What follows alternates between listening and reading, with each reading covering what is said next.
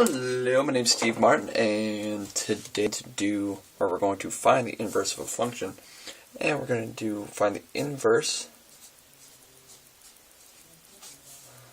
of, here's the function, f x equals 2x minus 1 over 3x plus 4.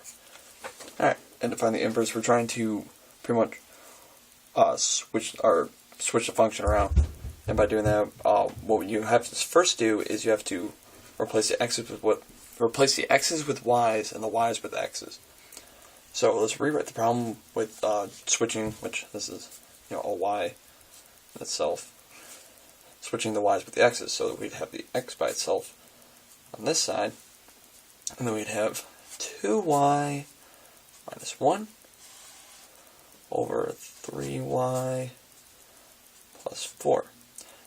And we want to get this back into like a function form, so we need to get the y by itself. So first of all, we got this fraction here, so we're going to multiply that over here. So it's going to be 3y plus 4. 3y plus 4. And that's going to cancel out the 2 on this side.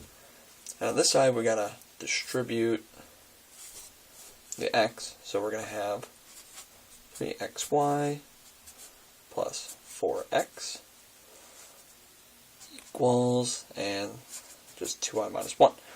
Now we want to get all the y's on one side, so what we're going to do is we're going to add 1 over here, and then we're going to subtract 3xy. And that way we get the y factors, because these are going to cancel out, these are going to cancel out. So now we're going to have 4x plus 1, and we're going to get the y's on one side, so we're going to have 2y minus 3xy. So now that we got all the y's on one side right here, we could take a y out of both of these numbers here. So it's going to be 2 minus 3x, and yank both y's out, put it on the outside. 4x plus 1. Now to get y finally by itself, now that we got it outside, that small factor right here, we can just divide both sides. 2 minus 3x.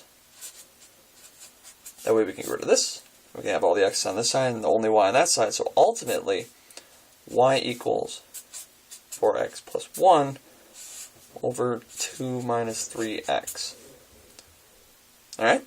And that's the answer for that. So to take the inverse, you switch the x and the y's. Then you have to get y by itself, so you do some math to get y by itself, do some multiplication, subtraction, and finally some division, after a little bit of factoring. You'll eventually have y by itself, and that would be the inverse of this right here. So these are each other's inverse. Oop, ran out of paper. So that is the inverse.